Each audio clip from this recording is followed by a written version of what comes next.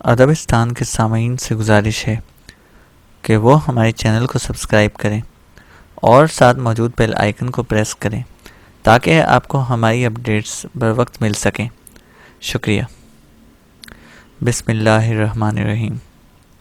برقع خان، قسط نمبر 7۔ کولومنکا ندی کے کنارے روسیوں کے بہت بڑے لشکر کو ذلت آمیز شکست دینے کے بعد چند روز تک منگولوں نے ندی کے کنارے پڑاؤ کیے رکھا۔ اس کے بعد پھر انہوں نے اپنی پیش قدمی شروع کی۔ اب اس کا رخ روس کے مرکزی شہر ماسکو کی طرف تھا۔ اس زمانے میں ماسکو بلندی پر ایک چھوٹا سا شہر ہوا کرتا تھا اور یہ اس جگہ آباد تھا جہاں آج کل بلندی پر کریملن کی عمارتیں ہیں۔ روسی تہیہ کیے ہوئے تھے کہ وہ ہر صورت میں ماسکو کو منگولوں کے سامنے زیر ہونے سے بچائیں گے۔ اگر ارد گرد کے علاقوں سے بے شمار چھوٹے بڑے لشکر ماسکو سے باہر جمع ہونے شروع ہو گئے تھے۔ ماسکو کے قریب جو ماسکو دا اور رنگلی ناپا ندیوں کا سنگم تھا، وہاں روسیوں نے اپنی قوت و طاقت کو مستحکم اور استوار کرنا شروع کر دیا تھا۔ شمال کے وحشی سائبیریا کے خون خوار جنگجو ماسکو میں جمع ہونا شروع ہو گئے تھے۔ ارد گرد کے علاقوں سے برف باری بھی اپنے دشمنوں کو رون دینے والی قوتوں میں بھی ماسکو کے دفاع کے لیے حرکت میں آ چکی تھی۔ یوں منگولوں کی راہ ان پر پسپائی مسلط کرنے کے لیے روسیوں نے ایک طرح سے اپنی پوری طاقت اور قوت ماسکو کے نواح میں جمع کر لی تھی۔ روسیوں نے یہ بھی فیصلہ کر لیا تھا کہ جو ہی منگول ماسکو کے نواح میں پہنچتے ہیں انہیں سنبھلنے کا موقع نہ دیا جائے اور فوراً ان پر حملہ آور ہو جایا جائے اور انہیں واپس اسی صحرائے گوبی کی طرف بھاگنے پر مجبور کر دیا جائے۔ لیکن روسیوں کی بدبختی اور بدقسمتی کہ انہوں نے منگولوں کی نقل و حرکت کا جائزہ لینے کے لیے اپنے کوئی زیادہ فعال مخبر مقرر نہیں کیے، جبکہ منگولوں کے ہرکارے بڑی تیزی سے پل پل کی خبریں سوبودائی باتو خان اور برقع خان تک پہنچا رہے تھے، اور انہی اطلاعات کی روشنی میں وہ اپنے لشکر کی صفیں استوار اور درست رکھتے ہوئے ماسکو کی طرف بڑھ رہے تھے۔ جو ہی منگول لشکر ماسکو کے قریب پہنچے، روسیوں کا لشکر تاروں کے کفن پہنتی شام میں آتی جاتی رتوں کی لکیروں کی طرح بحر کی سطح تک کو ذرا کر دینے والی طوفانوں اور بے قرار شب کے اطراف میں ہر شے کی گردن پر لہو کی سلیبیں کھڑی کر دینے والی وحشتوں کی طرح حملہ آور ہو گئے۔ لیکن منگولوں کو پسپا کرنا یا ان کی مقدار کو کم کر کے انہیں شکست قبول کرنے پر مجبور کرنا آسان نہ تھا۔ منگول رگوپے کے رموز میں ہار کو جیت میں بدلنے، تقدیر کو اپنے سامنے مات کرنے کے لیے ترغیب عمل کے عروج کو استعمال کرنا جانتے تھے۔ وہ آباد شہروں کو دھوئیں کے سایوں اور زندگی کے تلاطم کو سلگتی خاک اور اداس شاموں اور سونی پڑی گلیوں میں تبدیل کرنے کے ہنر سے بھی واقف تھے۔ لہٰذا جوابی کارروائی کرتے ہوئے سنسان ویران اور ایک پستہ فضاؤں میں وہ روسیوں پر آفتوں کے بیلے بے پناہ کی طرح ٹوٹ پڑے۔ ایسا لگتا تھا کہ ماسکو کے نواح میں لہو کی چنگاریاں پھوٹ پڑی ہوں۔ منگول جو صدیوں کے بند کباڑ توڑ کر لہو کی چھینٹیں اڑانے کے بڑے شوقین تھے، وہ ریزہ ریزہ کر دینے والے عناصر کی طرح روسیوں پر چھانا شروع ہو گئے۔ وقت کی بہتی نو میں روسیوں کو منگولوں نے زیس کے وفا شعار حرف غلط کی طرح مٹاتے ہوئے ان پر چاروں طرف سے گمبھیر صورت یلغار کر دی۔ پھر بڑی تیزی کے ساتھ منگولوں کے مقابلے میں روسیوں کی حالت سلگتی بجھتی موہوم آس غم پرستی کے سیاہ ہجر اور خون خواب عورتیں شکست سے بھی زیادہ بری ہونا شروع ہو گئی تھی۔ بہرحال منگولوں کے اس مقابلے میں روسیوں کو بدترین شکست کا سامنا کرنا پڑا اور ماسکو پر منگولوں کا قبضہ ہو گیا۔ اسے منگولوں کی بدقسمتی کہیے یا روسیوں کی خوش بختی کہ منگول اپنی فتوحات کا ثمر زیادہ دیر تک سنبھال کر نہ رکھ سکے، اور وہ اقوام جنہیں انہوں نے اپنا غلام بنایا تھا، جن کے خلاف انہوں نے فتوحات حاصل کی تھی، ان کے خلاف آہستہ آہستہ طاقت اور قوت پکڑنے لگی۔ یہی معاملہ روس میں بھی ہوا۔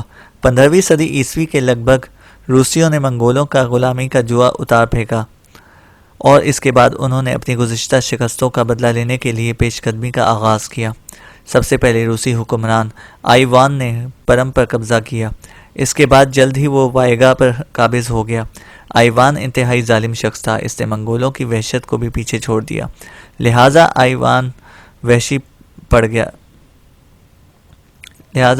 اس کا نام آئیوان وحشی پڑ گیا۔ اس کے ہاتھوں جو انہیں شکست ہوئی، اس کا انتقام انہوں نے دوسری اقوام سے لیا۔ 4 سال بعد دریائے وولگا کے ڈیلٹا پر واقع استرا خان بھی ان کے سامنے سرنگوں ہو گیا۔ پھر انہوں نے کاسکو کو اپنے ساتھ ملایا اور اپنی طاقت اور قوت میں اضافہ کیا اور دنیا پر قبضہ کرنے کے خواب دیکھنے لگے۔ کاسک قبائل روسیوں سے بھی بڑھ کر وحشی اور ظالم تھے۔ 16ویں صدی عیسوی کے بعد آخر میں روسی دریائے یورال اور دریائے تریک کی وادیوں میں قابض ہو گئے، جو ایک طرف مشرق اور دوسری طرف جنوب میں ایشیا کی سرحدوں تک پھیلی ہوئی تھی۔ ایشیا میں جب روس کو فتوحات حاصل ہوئیں، اس میں کاسکوں نے نہایت اہم کردار ادا کیا۔ روسیوں نے بڑی چابکوسی اور ہوشیاری سے ان فتوحات میں کاسکوں سے کام لیا۔ کاسکوں کے ظہور سے متعلق کچھ وثوق سے نہیں کہا جا سکتا، ان کے ظہور کا کوئی صحیح وقت بھی متعین نہیں، لیکن کہا یہ جاتا ہے کہ 14ویں صدی کے نصف آخر میں روس اور پولینڈ کا تاریخی ریکارڈ دستیاب ہوتا ہے، اس میں کاسکوں کا ذکر ملتا ہے۔ کاسک 2 قسم کے تھے، ایک پولینڈ کے کاسک، دوسرے روسی کاسک۔ یہ کاسک قبائل طبعاً سرگرم، مستعد اور زبردست مہم جوئی اور غالباً حکمرانوں کے ظلم و ستم یا اپنے ہی کسی جرم کے نتائج سے خوفزدہ ہو کر یا کسی اور وجہ سے اپنے وطن سے نکلنے پر مجبور ہوئے، اور وہ جنوبی اور تاتاری قلم روس کی شمالی حدود کے درمیان میں جو ریگستان پر مشتمل ہے اور جسے عام طور پر میدان کہا جاتا ہے، اس میں آ کر پناہ گزین ہوئے۔ صحرائی زندگی کی صعوبتوں سے پریشان ہو کر منتشر کاسکوں نے اپنی شیرازہ بندی کی، وہ فطرت کی چیرہ دستیوں کے خلاف نبرد آزما تھے۔ ان کی تمام تر مشترکہ جدوجہد صحرائی زندگی کی صعوبتوں کے خلاف تھی، اور یہی جدوجہد باہمی اتحاد اور قربت کا باعث بن گئی، جس کی بدولت آخر وہ ایک ایسی معاشرت کے قیام میں کامیاب ہو گئے جو آگے چل کر کاسک خاندانوں اور قبائل کی بنیاد بن گئی۔ یہ قبائل ہمہ وقت لڑنے مرنے پر تیار رہتے تھے، ان کی گزر اوقات کا واحد ذریعہ لوٹ مار تھا، مگر وہ آزاد منچ تھے۔ ان کا نتیجہ یہ ہوا کہ روس کے دوسرے علاقوں میں جہاں جابر اور ظالم حکمران افراد تھے، کاسکوں نے سکونت اختیار کر کے میدان کا رخ کیا۔ اس طرح کاسکوں کے ان گروہوں میں اضافہ ہوا، آخرکار وہ ایک بہت بڑی قوم بن کر نمودار ہوئے۔ کاسکوں کے لیے اپنی عملداری میں ان دنوں توسیع کے وسیع مواقع تھے۔ جن دنوں یہ اپنے آپ کو متحد کرنے کے لیے جد و جہد کر رہے تھے، روس کے جنوبی سرحدی علاقوں میں کسک، رلیان اور کچھ دوسری چھوٹی چھوٹی حکومتیں اور ریاستیں قائم تھیں، جبکہ تاتاریوں کی حکومت کو بحر اسود اور بحر اندوف کے کنارے واقع علاقوں تک محدود تھی۔ ڈون اور کچھ دوسرے دریا اسی میدان میں بہتے تھے، اور یہ درمیانی علاقہ کاسکوں کی جولان گاہ تھا۔ کاسکوں کے بعض قبائل روس کی سرحد پر آباد ہو گئے تھے۔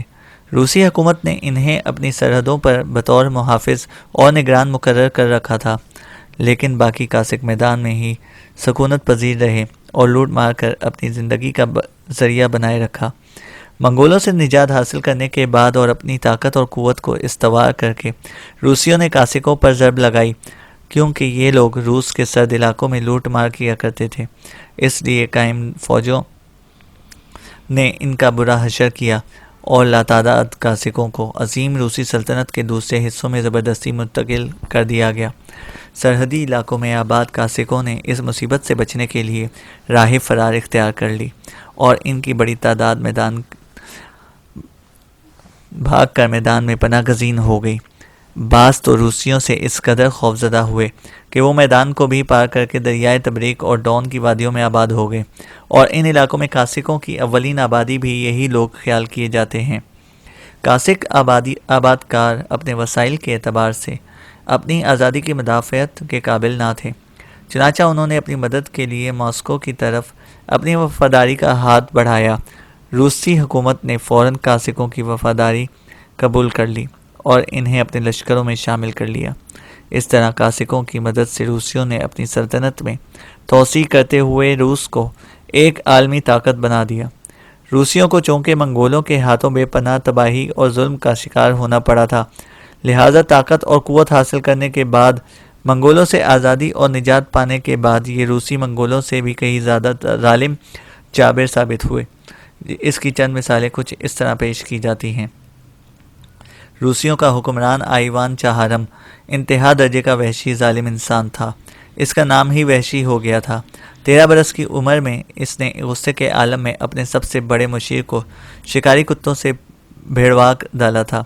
اس شخص کے سوشلسٹ روسی بھی مداح میں اسٹالن نے اسے ترقی پسند حکمران کہا تھا۔ روسی حکمران پیٹر اول کی ستم گری اور خونخواری بھی تاریخ کے اوراق میں محفوظ ہے۔ اس نے الیکسی کو عذاب دے دے کر مار ڈالا اور 12,000 شاہی محافظ بے یک وقت ایک جماعت قتل کروا دیے۔ آئیوان پنجم کی بیٹی زارینا نے تفریح تباہ کے لیے اپنے دربار میں کئی بونے بیوقوف اور کوزہ کشت مرد و زن جمع کر رکھے تھے۔ یہ عورت جب اشتعال میں آتی تو ان غریبوں کی شامت آ جاتی۔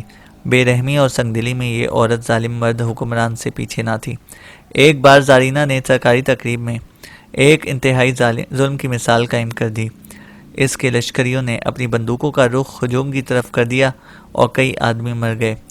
اس پر زارینا خود اور اس کے درباری ہنستے ہنستے لوٹ پوٹ ہو گئے۔ ایک مرتبہ وہ اپنے درباری سے اس لیے خفا ہو گئی کہ اس نے کسی غیر موضوع عورت سے شادی کر لی تھی۔ بدقسمتی سے وہ عورت مر گئی۔ زارینا نے اس درباری کی شادی انتہائی بدصورت اور بونی عورت سے کرا دی اور پھر ان دونوں کو شب عروسی گزارنے کے لیے ایک برفانی محل میں بند کر دیا جو خاص اسی تقریب کے لیے تیار کیا گیا تھا۔ کہتے ہیں صبح دونوں میاں بیوی منجمد پائے گئے۔ یہ خونخوار عورت درباریوں سے سنگین مذاق کرتی تھی۔ ان دل لگیوں اور اسی تفریحی مشاغل میں ان کے ہاتھ پاؤں تک توڑ دیتی تھی اور کہے لگاتی تھی۔ ظلم کی انتہا یہ تھی کہ یہ حالت صرف حکمرانوں کی نہیں تھی، بحیثیت مجموعی روسیوں کا یہی ہر ایک اپنے دائرے میں اذیت پرست اور جبر پسند تھا۔ انسانیت کی تحقیر اور تذلیل ان کا دل پسند مشغلہ تھا۔ بونوں، بیوقوفوں اور کوزہ پشتوں کا بطور تفریح استعمال روسیوں کی قدیم روایت تھی۔ اس کے علاوہ کمیرے اور مزدور بیچارے بھی ان کی بے رحم فطرت کا نشانہ بنتے تھے۔ روسیوں کے ان مظالم کی وسعت کا اندازہ اس سے ہو سکتا ہے کہ صرف ایک ارسٹوکریٹ کے پاس 3 لاکھ مزدور اور غلام تھے۔ ان لوگوں کو انسان بھی نہ سمجھا جاتا تھا۔ یہ ایسی جائیداد تھے جو اپنے آقاؤں کی مرضی کے خلاف نہ کہی جا سکتے تھے، نہ کسی دوسرے زمیندار کے پاس کام کر سکتے تھے، آقا کی مرضی کے بغیر شادی بھی نہ کر سکتے تھے۔ روسی ان لوگوں کے ساتھ امریکہ کے نیگروں سے بھی زیادہ بدتر سلوک کیا کرتے تھے۔ بہرحال منگولوں نے ماسکو کی فوج میں روسیوں کو بدترین شکست دی۔ روسی بھاگ کھڑے ہوئے۔ تعاقب کر کے منگولوں نے ان کا خوب قتل عام کیا اور باقی بچنے والے ادھر ادھر منتشر ہو گئے۔ منگولوں نے ماسکو کو نظر آتش کر دیا۔ سوانح نگار لکھتے ہیں کہ ماسکو کے لوگ منگولوں کی اس فتح کے بعد شہر سے اس طرح بھاگ نکلے کہ انہوں نے کچھ اور نہ دیکھا، بس جدھر منہ اٹھا بھاگتے چلے گئے۔ ماسکو کو فتح اور برباد کرنے کے بعد منگولوں نے روس کے دوسرے بڑے شہر اور انتہائی مستحکم قلعے ولادیمیر کا رخ کیا۔ ولادیمیر کا حاکم ان دنوں ایک شخص کنیاز یوری تھا۔ اسے منگولوں کے حملہ آور ہونے کی خبر ہو چکی تھی، لہٰذا اس نے روس کے دوسرے حکمرانوں کی نسبت منگولوں سے نپٹنے کے لیے نیا طریقہ اختیار کیا۔ اسے جب خبر ہوئی کہ منگول ولادیمیر پر حملہ آور ہونے کے لیے ماسکو سے پیش قدمی کر چکے ہیں، تب اپنے خاصے بڑے لشکر کو لے کر یہ کنیاز ولادیمیر سے نکل گیا اور قریبی جنگلوں میں جا کر روپوش ہو گیا۔ تاہم اس نے اپنے لشکر کا ایک حصہ ولادیمیر میں رکھا۔ ایسا کرنے کے لیے اس کا نقطۂ نظر یہ تھا کہ منگول جب ولادیمیر پر حملہ آور ہوں گے، وہ اپنی گھات سے نکل کر ان پر حملہ آور ہوگا، انہیں اپنے ساتھ الجھانے کی کوشش کرے گا، اور جب منگول اس کے ساتھ الجھیں گے تو پشت کی جانب سے وہ لشکر پر حملہ آور ہوگا۔ وہ ولادیمیر شہر میں محصور ہوگا اور منگول جب ولادیمیر میں محصور رہنے والے لشکر کا رخ کریں تو پشت کی طرف سے تو وہ خود ان پر حملہ آور ہو کر انہیں نقصان پہنچائے گا۔ اس طرح کنیاز نے یہ فیصلہ کیا کہ دو طرفہ حملوں سے منگول پسپائی اختیار کرتے ہوئے جدھر سے آئے ہیں لوٹ جائیں گے۔ یہ ولادیمیر کے حکمران کنیاز کی خوش فہمی تھی، اس لیے کہ منگولوں کے لشکر کے آگے آگے کام کرنے والے ہرکارے بڑی تیزی اور سرعت کے ساتھ باتو خان کو دشمن کی نقل و حرکت کے متعلق آگاہ کر رہے تھے۔ جب باتو اور برکائے خان کو یہ اطلاع ملی کہ ولادیمیر کا حکمران کنیاز لشکر کے ایک حصے کے ساتھ قریبی علاقوں میں گھات میں چلا گیا ہے، تب جہاں لشکر سفر کر رہا تھا وہیں صلاح و مشورے کے لیے روک لیا گیا۔ باتو خان اور برکائے خان سوبودائی ایک جگہ جمع ہوئے۔ پھر سوبودائی کو مخاطب کر کے باتو خان کہنے لگا، یہاں لشکر روکنے کا مقصد یہ ہے کہ ولادیمیر کے پہنچنے سے پہلے کنیاز سے نمٹنے کا طریقہ طے کر لیا جائے۔ میں نہیں چاہتا کہ وہ پشت پر سے حملہ آور ہو کر ہمارے لیے مسائل کا سامنا کرے۔ میرا ارادہ یہی ہے کہ لشکر کا ایک حصہ علیحدہ کر دیا جائے جو ولادیمیر پر حملہ آور ہونے کے لیے کوچ کرے، باقی لشکر کے ساتھ ہم ولادیمیر کا رخ کریں۔ باتو جب خاموش ہوا تب اس مشورے کو سراہتے ہوئے سوبودائی کہنے لگا، باتو خان، تمہارا یہ مشورہ قابل ستائش ہے۔ اس طرح ولادیمیر کے حکمران کنیاز کو ہم اپنے لیے خطرہ بنا سکتے ہیں اور ایسا ہمیں کرنا چاہیے بے خطر بنا سکتے ہیں اور ایسا ہمیں کرنا چاہیے۔ سوبودائی جب خاموش ہوا تو برکائے خان نے اپنے بھائی کی طرف دیکھتے ہوئے کہہ رہا تھا، اس موقع پر آپ دونوں مجھے اجازت دیں تو میں ایک مشورہ پیش کرنا چاہتا ہوں۔ سوبودائی نے مسکراتے ہوئے برکائے کی طرف دیکھا، پھر کہنے لگا، اس میں اجازت مانگنے کی کیا ضرورت ہے؟ تمہارا مشورہ ہمیشہ قابل اہمیت ہوتا ہے، کہو کیا کہنا چاہتے ہو؟ اس پر برکائے خان مسکراتے ہوئے کہنے لگا، میں چاہتا ہوں کہ لشکر کا جو حصہ علیحدہ کر کے ولادیمیر کے حکمران کنیاز کی سرگوبی کے لیے بھیجا جائے، اس کا سالار خریم بن مکروم کو بنایا جائے۔ محترم سوبودائی، میں چاہتا ہوں کہ آنے والی روسیوں میں یہ ہونہار نوجوان میرا دستے راز ثابت ہو۔ میں اسے زیادہ سے زیادہ جنگوں میں حصہ لینے کا موقع دینا چاہتا ہوں تاکہ جنگوں میں اس کی مہارت نمایاں ہو کر سامنے آئے۔ میرے خیال میں آپ دونوں کو اس سلسلے میں کوئی اعتراض نہیں ہوگا۔ یہ شخص میرا پرانا جاننے والا ہے، ویسے بھی مغیار انتہا درجہ کے جنگجو ہوتے ہیں، اس کا باپ بھی میرا خوب جاننے والا تھا، اور پھر آپ جانتے ہیں کہ ان مہموں سے فارغ ہونے کے بعد یہ وحشی سلافوں سے بھی انتقام لینا چاہتا ہے۔ اس طرح میں چاہتا ہوں کہ زیادہ سے زیادہ جنگوں میں شرکت کر کے اسے جنگی مہارت اور تجربہ حاصل ہو۔ برکائے خان جب خاموش ہوا تب باتو خان مسکراتے ہوئے کہنے لگا، برکائے میرے بھائی، میں تمہاری اس تجویز سے اتفاق کرتا ہوں۔ اس سے پہلے دریائے نیپل کی مہم میں جس قدر لشکر خریم بن مکروز کی سرگردگی میں دیا گیا تھا وہی لشکر اس کے حوالے کرو۔ وہ ہرکارے جو ولادیمیر کے حکمران کنیاز کے متعلق خبریں لے کر آئے ہیں انہیں خریم بن مکروم کی رہنمائی پر مقرر کرو اور اس سے کہو کہ یہاں سے کوچ کر جائے، جبکہ باقی لشکر کو لے کر ہم ولادیمیر کا رخ کریں گے۔ حسین اور خوبصورت بشار اپنی ماں اور باپ کے ساتھ اپنی یورت میں بیٹھی تھی کہ کسی کے آنے کی آواز دے کر اس کے باپ کوچمان کو باہر بلایا۔ کوچمان جب باہر نکلا تو اس منگول نے بڑی عقیدت کا اظہار کرتے ہوئے اسے مخاطب کیا، سردار، آپ کو سائیں باتو خان نے بلایا ہے۔ ان الفاظ پر کوچمان نے مڑ کر یورت کے اندر دیکھا اور اپنی بیوی کو مخاطب کر کے کہنے لگا، میں ابھی تھوڑی دیر تک آتا ہوں۔ اس کے بعد وہ اس منگول کے ساتھ چلا گیا۔ اس موقع پر بشار اور اس کی ماں سمنائی دونوں یورت سے باہر نکلیں۔ انہوں نے دیکھا کوچمان کے علاوہ کرگیز سردار کوچلوک اور خریم بن مکروم ایک طرف جا رہے تھے، جبکہ قریز اپنی یورت کے سامنے کھڑا تھا۔ یہ صورتحال دیکھتے ہوئے سمنائی اور بشار دونوں ماں بیٹی قریز کے پاس آئیں۔ پھر بشار نے قریز کو مخاطب کیا، بھائی یہ لوگ کہاں گئے ہیں؟ خیریت تو ہے؟ اس پر قریز کہنے لگا، میری بہن سب خیریت ہے۔ بھائی کے علاوہ تمہارا باپ اور کرگیز سردار گوچلوک کو باتو خان نے بلایا ہے۔ یہاں تک کہتے کہتے قریز خاموش ہو گیا، اس لیے کہ اسی لمحہ کرگیز سردار گوچلوک کی بیٹی تائسی اور اس کی ماں منگتائی ایک طرف سے ان کے قریب آتے دکھائی دیں، اور ان کے پیچھے پیچھے سائیں باتو خان کی بیٹی بختائی بھی تقریباً بھاگتی ہوئی اس سمت آ رہی تھی۔ انہیں دیکھتے ہوئے قریز خاموش ہو گیا۔ جب تائسی، منگتائی اور بختائی تینوں وہاں آن کھڑی ہوئیں تب تائسی نے قریز کو مخاطب کرتے ہوئے پوچھا، کیا آپ جانتے ہیں کہ لشکر کو کیوں روکا گیا ہے اور سرداروں کے علاوہ آپ کے بھائی کو کیوں طلب کیا گیا ہے؟ اس پر قریش نے کہنے لگا، سالاروں کو بلایا گیا ہے، لشکر کو کیوں روکا گیا ہے یہ تو مجھے خبر نہیں ہے، ابھی سب لوٹ جائیں گے تو پتہ چل جائے گا۔ اس پر تائسی نے باتو خان کی بیٹی بختائی کی طرف دیکھا اور کہنے لگی، تمہیں کچھ علم ہے؟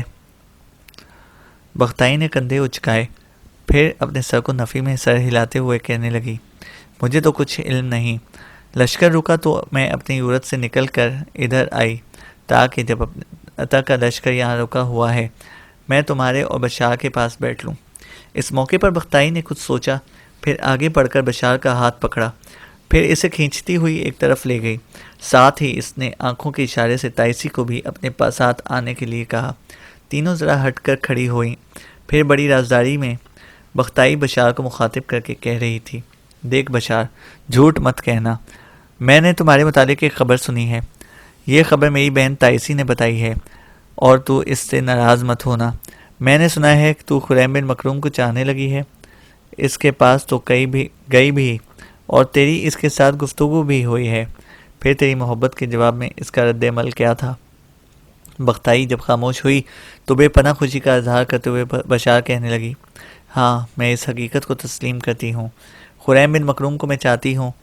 اس کے بعد بشار نے خریم کے ساتھ یورت میں ہونے والی گفتگو تفصیل کے ساتھ کہہ ڈالی۔ اس پر تھوڑی دیر تک بختائی کچھ سوچتی رہی، سنجیدہ ہو گئی، پھر بڑے پیارے انداز میں بشار کے شانے پر ہاتھ رکھا اور اسے مخاطب کرتے ہوئے کہہ رہی تھی، بشار، یہ تو کوئی اچھی خبر نہیں، اس کا مطلب ہے کہ تمہاری محبت یک طرفہ ہے، خریم بن مکروم نہ تمہیں پسند کرتا ہے نہ چاہتا ہے۔ بختائی مزید کچھ کہنا چاہتی تھی کہ اس کی بات کاٹتے ہوئے بشار بول اٹھی، بختائی، تمہارا کہنا درست ہے، لیکن میں اس یک طرفہ محبت کو اس کے انجام تک پہنچنے نہ دوں گی۔ میرے ماں باپ خریم کے ساتھ میری سگائی کرنا چاہتے ہیں، مجھے اس کے ساتھ منسوب کرنے کا فیصلہ کر چکے ہیں، لیکن میں نے ان سے کہہ دیا ہے کہ جب تک خریم بن مکروم مجھ سے محبت کا اظہار نہیں کرتا اس وقت تک میں ان سے منسوب ہونا پسند نہیں کروں گی۔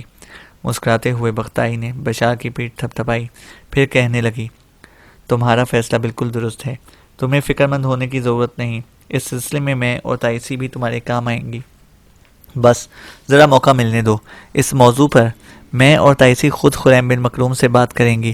دیکھو بشار، تو برا نہ ماننا، ہم یہ کوشش نہیں کریں گی کہ خریم تمہاری طرف مائل ہو اور نہ ہی ہم زبردستی تمہاری طرف مائل کرنے کی کوشش کریں گی، بس جو کچھ ہم کریں گی وہ ایک بڑا باعزت اور اصول پر مبنی فیصلہ ہوگا۔ ابھی میں تم سے کچھ نہیں کہوں گی کہ ہم کیا کریں گی، بہرحال ہم تمہارے لیے بہت کچھ کریں گی۔ بختائی کو کہتے کہتے رک جانا پڑا، اس لیے کہ ایک طرف سے خریم کو عثمان اور کچھ لوگ آتے دکھائی دیے، لہٰذا وہ تینوں وہیں جا کھڑی ہوئیں جہاں پہلے کھڑی تھیں۔ وہ جب تینوں قریب آئیں تب بشار کی ماں سمنائی نے انہیں مخاطب کر کے پوچھ لیا، خیریت تو ہے؟ لشکر یہاں کیوں رکا ہے اور تم تینوں کو کیوں بلایا گیا ہے؟ اس پر بشار کا باپ کوچمان بول اٹھا، یہ بات تو تم پر واضح ہے کہ ہمارا لشکر ولادیمیر پر حملہ آور ہونے کے لیے پیش قدمی کر رہا تھا۔ یہاں ہمارے کچھ ہرکارے آئے ہیں جنہوں نے یہ خبر دی ہے کہ ولادیمیر کا حکمران کنیاز ایک لشکر کے ساتھ شہر سے باہر گھات میں چلا گیا ہے، لہٰذا باتو خان نے اپنے لشکر کو بھی 2 حصوں میں تقسیم کیا ہے، ایک حصہ جس میں گوچلوک اور دوسرے سردار شامل ہوں گے، خریم بن مکروم کی سرگردگی میں ولادیمیر کے نواح میں کنیاز پر حملہ آور ہونے کے لیے لشکر جائے گا، جبکہ لشکر کا دوسرا حصہ ولادیمیر کا رخ کرے گا۔ بس اسی مقصد کے لیے لشکر کو یہاں روکا گیا ہے۔ اب تم لوگ اپنے اپنے یورتوں میں چلی جاؤ، اس لیے کہ لشکر کی تقسیم کا کام مکمل ہو چکا ہے اور لشکر کے دونوں حصے تھوڑی دیر تک یہاں سے کوچ کریں گے۔ کوچمان کہنے پر سب اپنے اپنے یورتوں میں چلے گئے۔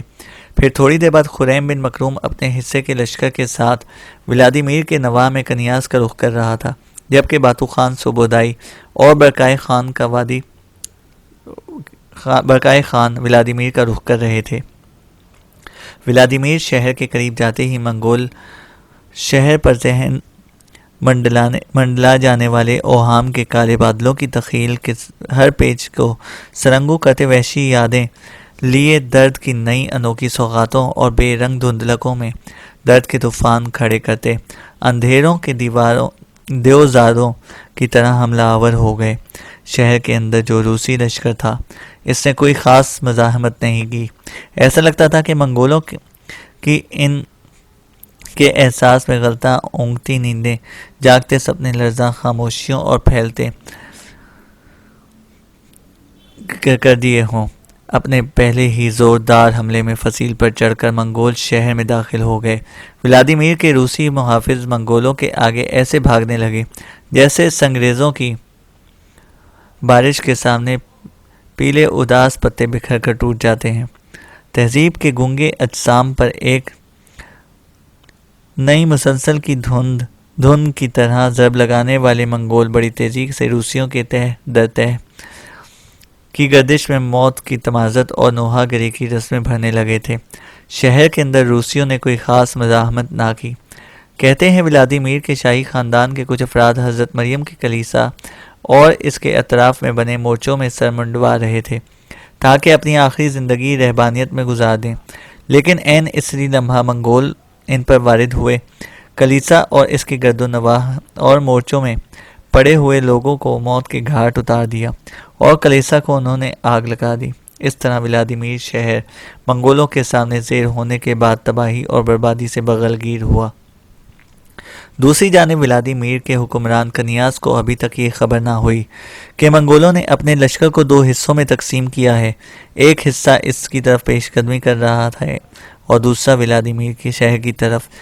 وہ ابھی اسی شش و پنج میں تھا کہ دیکھیں منگول کیسے رد عمل کا اظہار کرتے ہیں کہ خریم بن مکروم اس کے سر پر جا پہنچا۔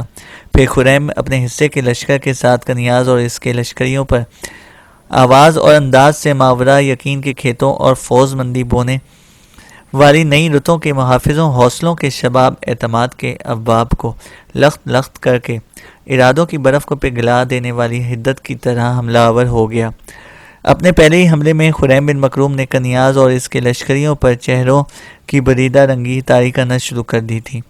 خریم بن مکروم اور اس کے دیگر سالاروں اور لشکریوں کے حملے دل کی گرہیں کھول دینے والے، درد کہن جیسے زوردار، ہر چیز کو مشت غبار کی طرح اڑا دینے والی، ہوا کی کالی رتوں جیسی ہولناکی اپنے سامنے آنے والے، ہر تنفس کو بے شکل غبار ہیولوں میں تبدیل کر دینے والے، لو کے قہر، تھپیڑوں اور جذبات اور احساسات کو راکھ کر دینے والے، آگ اور تیزاب کی بارش جیسی بے باکی اور ہولناکی تھی۔ ولادیمیر کے نواح میں ولادیمیر کے حکمران کنیاز کو خریم بن مکروم کے ہاتھوں بدترین شکست کا سامنا کرنا پڑا۔ اس طرح کنیاز شکست اٹھا کر بھاگا، لیکن مورخین کہتے ہیں کہ اس کے مقدر میں بھاگنا بھی نہیں تھا۔ منگولوں کے ساتھ خریم بن مکروم نے اس کا تعاقب کیا اور دریائے سیت کے کنارے اسے جا لیا اور اسے اور اس کے ساتھ جس قدر لشکری تھے سب کو موت کے گھاٹ اتار دیا۔ اپنی مہم کو کامیابی سے سر کرنے کے بعد خریم بن مکروم اپنے حصے کے لشکر کے ساتھ باتو خان سے جا ملا۔ روس کے بڑے بڑے شہروں کو اپنے سامنے زیر کرنے کے بعد منگول اب چھوٹے چھوٹے شہروں کی طرف متوجہ ہوئے۔ ہر جگہ ان کے حملوں کی وجہ سے بھگدڑ سی مچ گئی تھی۔ جدھر جدھر بھی منگول رخ کرتے تھے، قصبوں، شہروں کے رئیس اور حکمران منگولوں کی اصل نقل و حرکت سے بے خبر اپنے لکڑی اور مٹی کے بنے ہوئے قلعوں سے نکل کر منگولوں کا مقابلہ کرنے کے لیے برف میں آہستہ آہستہ آگے بڑھتے۔ قبل اس کے انہیں خطرے کا احساس ہوتا، اس پر دشمن آتش باری کی طرح وارد ہوتا اور ابھی وہ سنبھل نہ پاتے تھے کہ منگول ان پر حملہ آور ہو کر انہیں مفلوج کر دیتے۔ اس طرح منگولوں نے روس کی سرزمینوں میں کے اندر ایک شہر سے دوسرے شہر کے، ایک قلعے سے دوسرے قلعے میں جست و خیز کا کام شروع کر دیا۔ اس موقع پر یورپ کا ایک صحیفہ نگار لکھتا ہے کہ اس طرح اللہ تعالیٰ نے اس قوم کے ذریعے ہمیں اپنی طاقت سے محروم کیا، ہمیں خوف اور اضطراب میں اس طرح مبتلا کیا کہ جیسے کوئی صاعقہ آسمانی سے خوف کھاتا ہے۔ گو روسی کافی بہادر اور جرأت مند تھے۔ ان کے زیادہ جری سپاہی گھر کر بھی دست بدست لڑائی کے بعد ہی جان دیتے تھے۔ جو لوگ بھاگ نکلتے انہیں منگول اس وقت نکل جانے دیتے جس وقت جنگ ہو رہی ہوتی۔ لیکن بعد میں جنگلوں کے راستے ان کا تعاقب کر کے انہیں مار ڈالتے یا انہیں غلاموں کی روز افزوں جمع غفیر میں بھرتی کر لیتے۔ تیز رفتار منگول دستوں سے بچ نکلنا ناممکن تھا۔ منگولوں کے دشت میں پلے ہوئے تیز رفتار گھوڑے بھاری بھرکم روسی گھوڑوں کے مقابلے میں زیادہ تیز اور سرعت کے ساتھ برف باری میں حرکت کر سکتے تھے۔ 20 فروری کے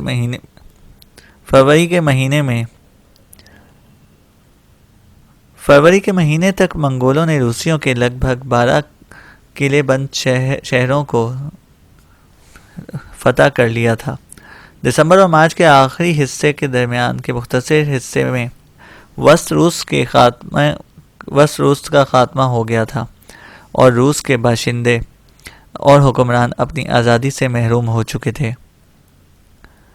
منگولوں کے ان حملوں کی وجہ سے روس میں ایک بڑی تبدیلی جو رونما ہوئی تھی وہ یہ کہ شہر کی آبادیوں کے خاتمے کے بعد باقی لوگ چھوٹے چھوٹے گاؤں میں بسنے لگے تھے جہاں روزی کمانے کے لیے انہیں زراعت کی طرف توجہ کرنی پڑی۔ اب برف پگھل چکی تھی، بہار کی بارشوں کا سلسلہ شروع ہو چکا تھا۔ سائیں باتو خان اپنے لشکر کے ساتھ شمال کی دیواروں اور چیلوں کے جنگلوں سے ہوتا ہوا بحیرہ بالٹک کا رخ کر رہا تھا اور اس کا ارادہ تھا کہ اس راستے میں نوت گرور کا شہر آئے گا۔ جو شہر آتا ہے اس پر ضرب لگائی جائے۔ لیکن نوت گرور کے لوگوں کی خوش قسمتی یہ کہ شہر منگولوں کی دست برد سے بچ گیا۔ اس شہر میں تاجروں کا بڑا اثر تھا، زیادہ تر لوگ تجارت پیشہ تھے۔ اسی بنا پر جب منگول ایازان شہر پر حملہ آور ہوئے تو ایازان شہر کے لوگوں نے نوت گرور کے لوگوں سے مدد طلب کی، لیکن نوت گرور کے لوگوں نے ان کی حمایت میں کوئی قدم نہ اٹھایا۔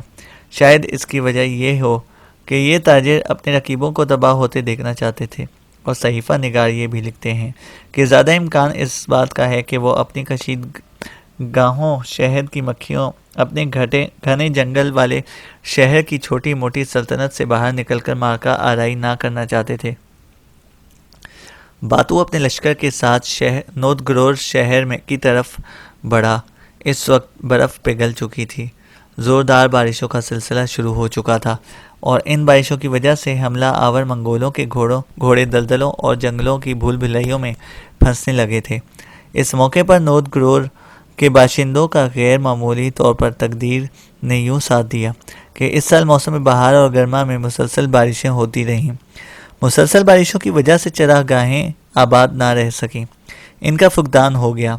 منگول شہ سواروں کو چارے کی بڑی دشواری پیش آنے لگی، کیونکہ وہ ایشیا کی بلند چراہ گاہوں کے عادی تھے جہاں شاذ و نادر ہی کبھی بارش ہوتی تھی۔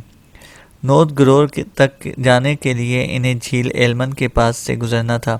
ابھی وہ جھیل ایلمن سے دور تھے اور نوت گرور شہر ان سے 60 میل کے فاصلے پر تھا کہ زوردار بارشوں نے ان کی مکمل طور پر ناکہ بندی کر دی، راستوں کو دلدل میں تبدیل کر دیا۔ لہٰذا منگولوں نے نوت گرور شہر پر حملہ آور ہونے کا ارادہ ترک کر دیا۔ نوت گرور شہر کی طرف بڑھنے کے بجائے باتو خان نے بحیرہ بالٹک کے قریب جھیل ایلمن کے کنارے اپنے لشکر کو پڑاؤ کرنے کا حکم دے دیا۔ یہاں 4 قوتیں آپس میں برسر پیکار رہتی تھیں۔ اول سویبی اور تیونانی، یہ دونوں اقوام سمور کی تجارت میں ایک دوسرے کے رقیب تھے۔ چھوٹی موٹی لڑائیاں ان کے درمیان ہوتی رہتی تھیں، اور دوسرے 2 حریف جرمن اور سلاف قوم تھے۔ یہ بھی تجارت اور مال کے لین دین کے سلسلے میں ہمیشہ ایک دوسرے سے کشمکش میں رہتے تھے اور ایک دوسرے کی طاقت اور قوت کو درہم برہم کرنے کی کوشش کرتے رہتے تھے۔ اب منگولوں کے وہاں پہنچ جانے کے بعد یہ 4 وحشی گروہ مستعد ہو گئے اور منگولوں کی صورت میں انہیں اپنی موت، اپنی قضا سامنے دکھائی دے رہی تھی۔ چند روز تک جھیل ایلمن کے کنارے پڑاؤ کرنے کے بعد منگول بڑی تیزی سے حرکت میں آئے۔ سویپیوں، تیونانیوں، سلافوں اور جرمنوں پر حملہ آور ہوا اور ان وحشی قبائل کی طاقت اور قوت کو مسلنے کچلنے کے بعد انہوں نے جنوب کا رخ کیا، اس لیے کہ شمال میں لگاتار بارشوں کے سلسلے نے انہیں چارے کے قحط میں مبتلا کر دیا تھا۔ بارشوں کی وجہ سے ان کے گھوڑوں کی حالت خستہ ہوتی جا رہی تھی، اس لیے لشکر کے تمام دستوں کا رخ اب جنوب کی طرف تھا۔ جنوب کی طرف بڑھتے ہوئے منگول بحر اسود کے کنارے تک آ پہنچے۔ یہاں کے زرخیز دشت کو انہوں نے بڑے دلچسپ نظروں سے دیکھا۔ یہاں چراگاہیں دریائے شور تک پھیلی ہوئی تھیں۔ یہ ساحل ان کے لیے نعمت تھا، سورج کی حرارت سے گرم اور مویشیوں کے موضوع تھا۔ یہاں منگول باتو خان کے حکم پر اپنے لیے خوراک اور گھوڑوں کے لیے چارہ حاصل کرنے کے لیے ادھر ادھر پھیل گئے۔ کچھ منگول دستوں نے کریمیا تک تگ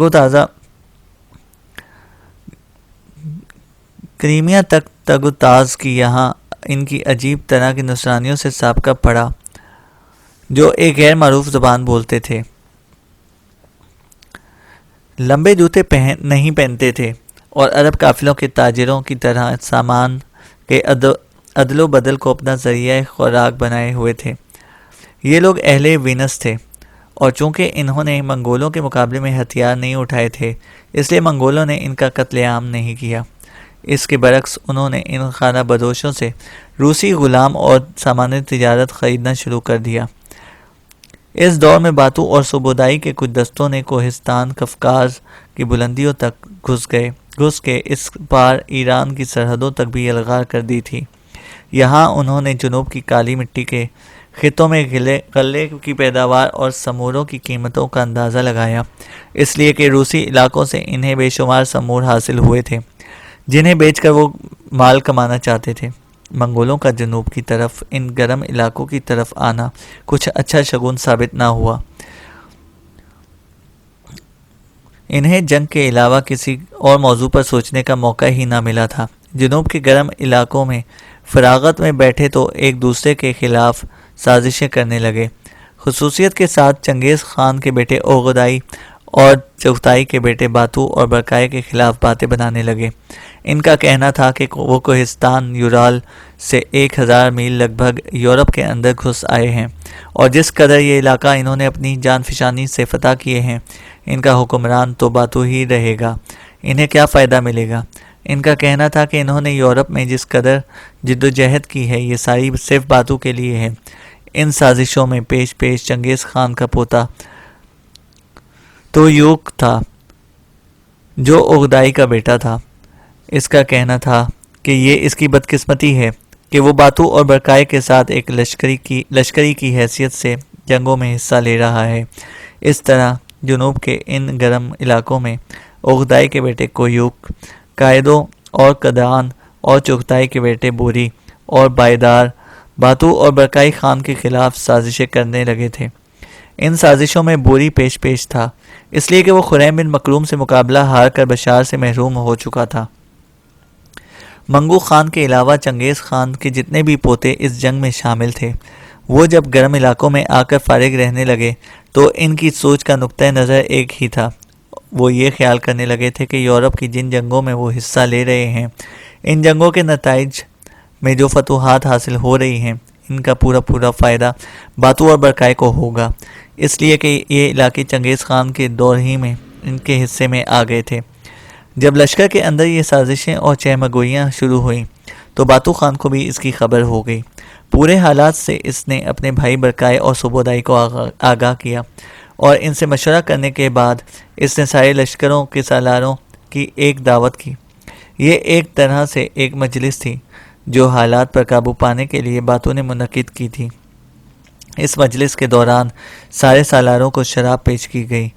ان میں سے جو مسلمان تھے انہوں نے تو شراب کو ہاتھ نہیں لگایا، باقیوں نے شراب پی اور پہلے شراب کا جام باتو خان نے لیا۔